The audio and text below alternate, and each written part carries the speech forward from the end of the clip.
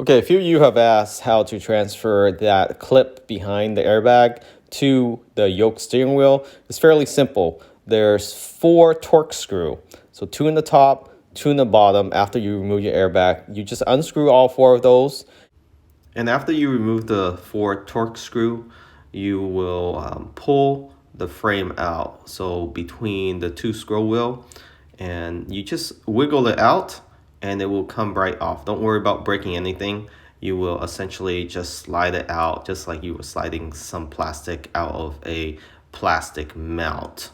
And once you have it out, behind these 3 circle here, once you take off the steering wheel, there's a clip behind it. You just need to push in with either your fingers or a flathead screwdriver, and the plastic housing for that airbag spring will pop right out. And that's all you need to do. You transfer that over to the OEM steering wheel. You press it into those 3 holes, circles that we just saw, and it will just lock itself.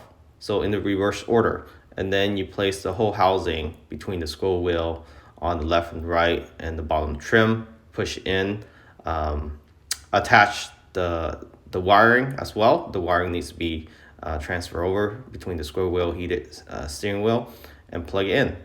And that's all you need to do.